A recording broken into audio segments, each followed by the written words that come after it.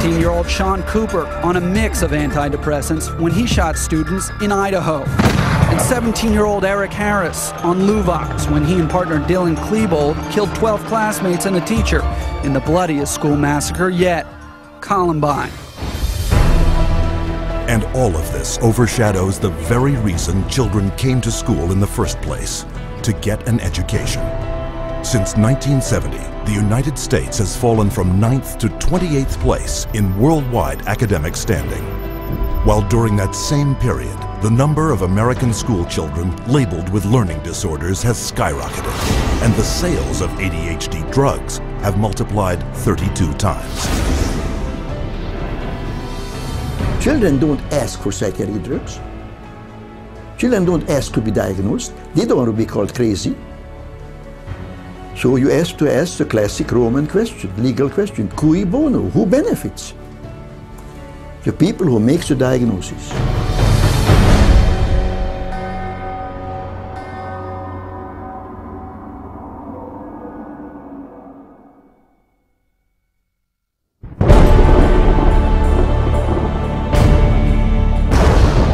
Psychiatry should actually go into government, that politicians should listen to psychiatrists. Psychiatrists should be in every parliament and should direct and monitor political activities.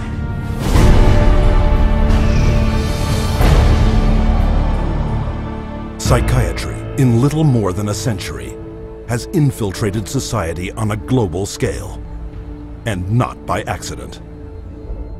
People aren't aware that in 1940, a prominent British psychiatrist, Colonel J.R. Rees, addressed the National Council on Mental Hygiene and set the agenda for psychiatry for the next 60 years. Since then, psychiatrists have been given authority in nearly every sector of our society, with tragic results. We must aim to make it permeate every educational activity in our national life. Public life, politics, and industry should all of them be within our sphere of influence. We have made a useful attack upon a number of professions. The two easiest of them, naturally, are the teaching profession and the church. The most difficult are law and medicine. Rees's colleague, psychiatrist G. Brock Chisholm, co-founder of the World Federation for Mental Health, later expanded upon psychiatry's plans. To achieve world government, it is necessary to remove from the minds of men their individualism, loyalty to family traditions, national patriotism, and religious dogmas. To implement their master plan, American psychiatrists convinced the U.S. Congress that mental illness was a national threat that only they, with vast increases in funding, could solve.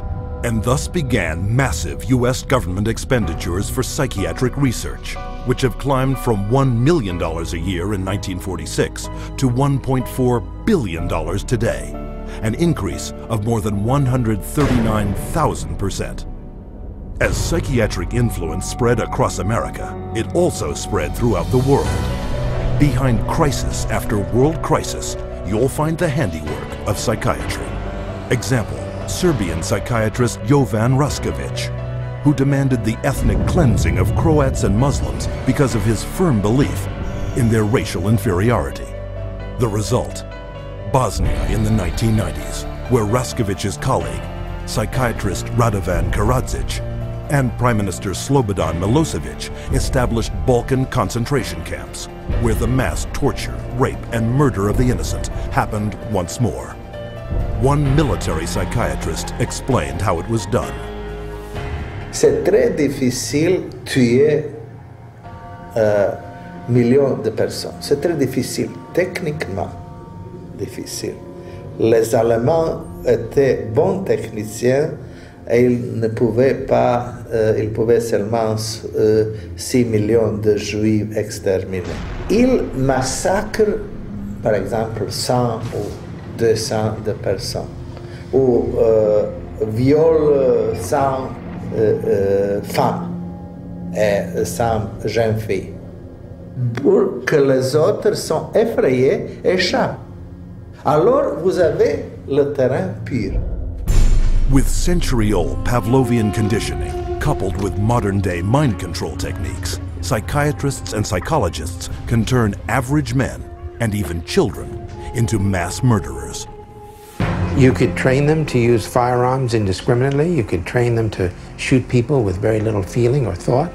You could train them to use abusive and brutalizing procedures in order to obtain information with no hesitancy, with no concern. This is how terrorists are created. In the wake of 9/11, Osama bin Laden was characterized as the mastermind behind the attacks. But the acknowledged brain trust and commander of Al-Qaeda is Ayman al-Zawahiri, educated in psychology and pharmacology at the University of Cairo, and the author of the Al-Qaeda training manual on the use of coercive psychiatry. And orchestrating the terrorist bombings in Madrid, Abu Hafiza, another Al-Qaeda operative, relying on those same techniques to manipulate the minds of men. You can implant memories.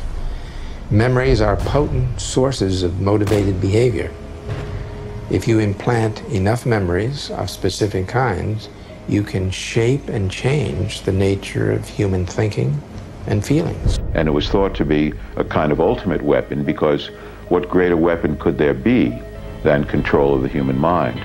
You can control minds, and you can move people around, particularly when you control their lives. It's easier to control their minds. When we look at psychiatry and psychology, social control is the primary agenda.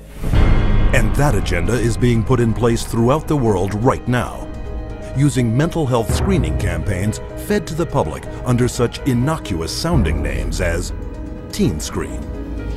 The national government is actually encouraging it and wanting to test every single kid in our public school system. All children are put under this kind of a test for psychiatric evaluation, a 10-minute test that tells them absolutely nothing. I predict that upwards of 90% of all the people screened will be diagnosed as having a psychiatric disorder, which means that we'll have an entire generation that will be a perfect profit center.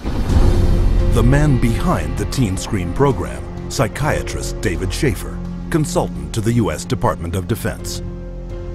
They're not just screening children to have complete control of the 52 million children in school.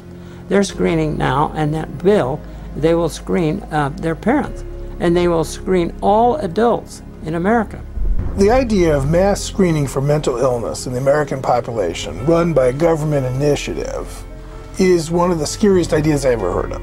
Psychiatry is politics, has always been politics. It is politics pure and simple, because psychiatry was always the application of force against people who don't want to be forced. It's a sad thing, and parents better wake up. Society better wake up, because we're in serious trouble if they don't. Psychiatry's master plan to infiltrate all sectors of society is becoming a reality. We don't have an epidemic of mental illness. We have an epidemic of psychiatry. Something can and must be done about it.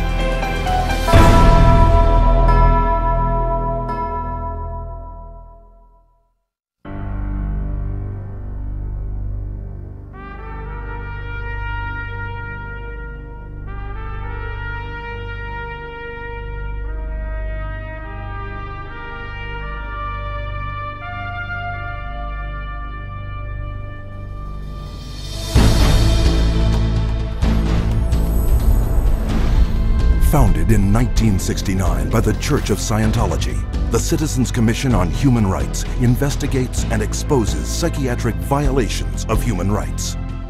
From its international headquarters in Los Angeles, California, CCHR documents psychiatry's invasive and destructive practices and publishes its findings, making them available in some 15 languages. More than 8 million copies have been distributed to healthcare professionals, government officials, educators, and business leaders world over.